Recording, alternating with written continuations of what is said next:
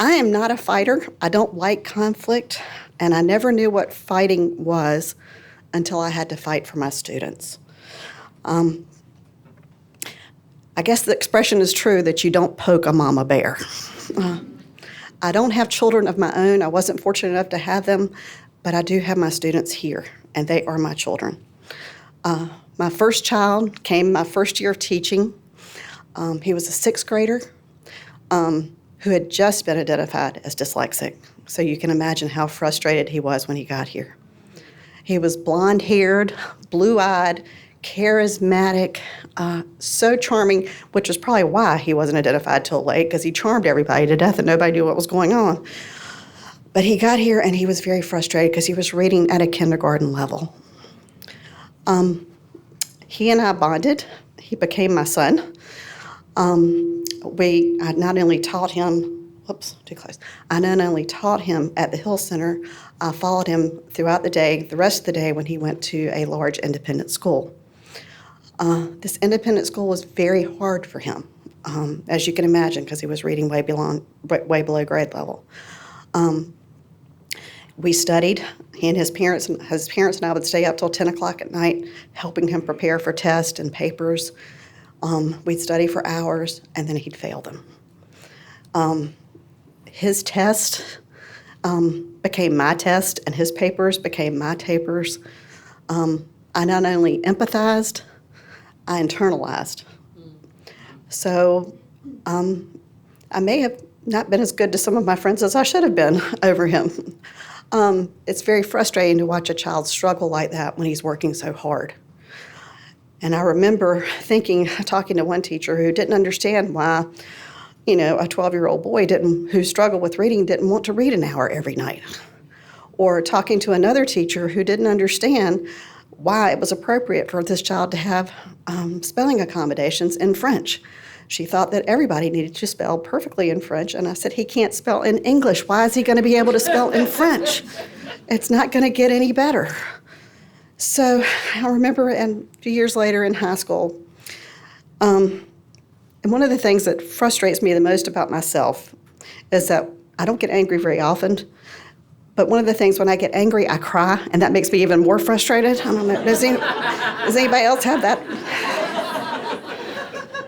So anyhow, I went over to plead his case, and I remember being in the teacher's lounge, and I actually remember kneeling down beside the chair and saying, please, you have got to give him extended time on test. He reads slowly. It's going to take him longer than other kids. You've got to give him extended time. And the teacher looked at me and said, kids like him are dumbing down this school. Well, now keep in mind, y'all, I've been here a long time. I grew up at the Hill Center. I came here as fresh out of Carolina grad school. I was 22 when I got here. I've been here 34 years, you do the math. Woohoo! Taught you well. Anyhow, I digress. So I grew up here. So this was a long time ago when people were not as enlightened as they are now. But I sat down beside this man and said, you've got to do this. And when he said that he was dumbing down the school, I burst into tears. I walked out. I came back at that time, it was the Hill Learning Development Center. It was a yellow house. I went back into the yellow house. I got on the phone. I called my child's parents. And I said, we've got to get him out of here. I said, we can't sustain this. He's got to go somewhere else because they can't make enough accommodations for him to be successful here. So that was a very hard day. But he did end up graduating from high school, and he's very successful now. Everything went fine, but it was a good learning experience for me because it was a very hard time.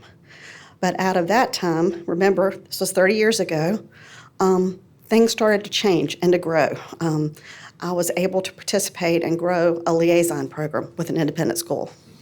And in that liaison program, I had the opportunity to work with teachers and to educate teachers and to enlighten teachers. They weren't cruel teachers. They weren't bad teachers. They were actually outstanding teachers. They just didn't understand that these kids who learned differently needed accommodations in order to level the playing field. That was all. And once they began to understand, things began to change and things began to grow. And a liaison program that had 3 students in it the first year had 10 students in the next year and 30 students in the next year. So parents knew and teachers grew and everything was getting better. It's all good. I knew we had reached a great turning point when one of my students, who was such a hard worker, received the 8th grade, in 8th grade graduation, he received the Effort Award, which showed that his teachers knew how hard he was working and that his homework was taking him, what took other students 20 minutes to do, took him 2 hours to do. And they recognized that and they rewarded that. And I have to say that award was one of the best days of my life as well, because I love seeing all the courage and all the energy that he put into it being recognized. There's so many students. I mean, you've been here 34 years, you know a lot of kids. And there's so many, all wonderful. But Jeff told me to share a few highlights, so I'll tell you just a couple. One of my students that I worked with from 6th grade until 12th grade through graduation, and then sometimes in college I got panic calls at 10 o'clock at night going, I got a paper due tomorrow and I haven't started on it yet. And you used to help me with this, so can you help me get my thoughts together? And I was like, sure, whatever. So anyhow, but we had a routine. It was a pretty hilarious routine. This child had some attentional issues, especially after the end of a long day. But medication didn't work for him. So what we came up with our own routine, which was he would go run for an hour, I would go walk for an hour. We would both de-stress from the day. Then we'd both come back and drink, believe it or not, Mountain Dew, because it had a ton of caffeine. It would help him focus and it would keep me awake. And then we'd start tutoring. And then we had quite the bond. And I remember him saying to me several times, I tuned you out about 5 minutes ago. Could you go back,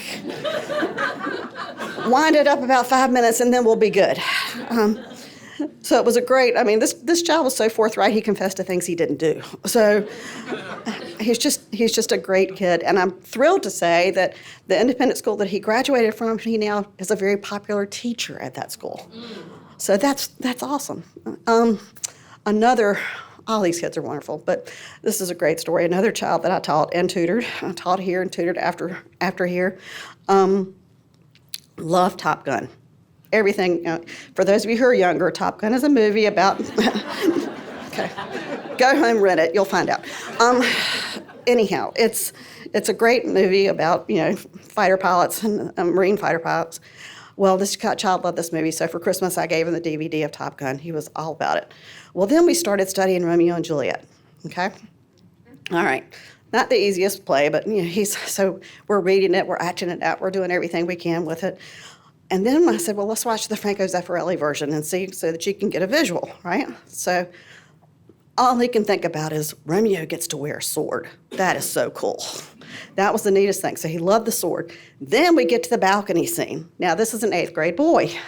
We get to the balcony scene, and he blurts out in the middle of all of it, oh my gosh, that's what cleavage is.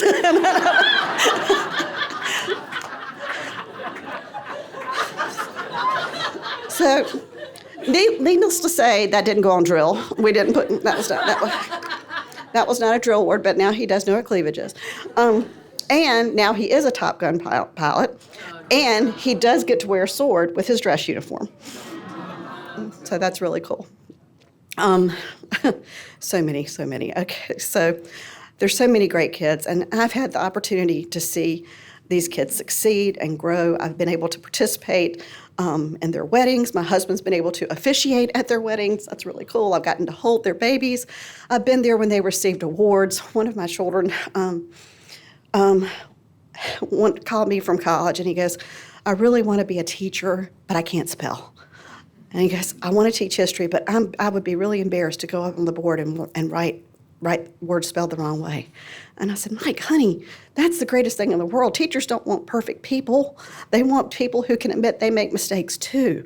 And besides, you play lacrosse at Notre Dame. Nobody's going to laugh at you. And this child ended up becoming a teacher, and not only a teacher, he received the Teacher of the Year award for upstate New York.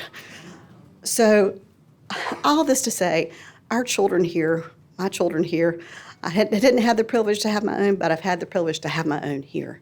And it's been the most enriching part of my life to get to spend 34 years watching these folks grow.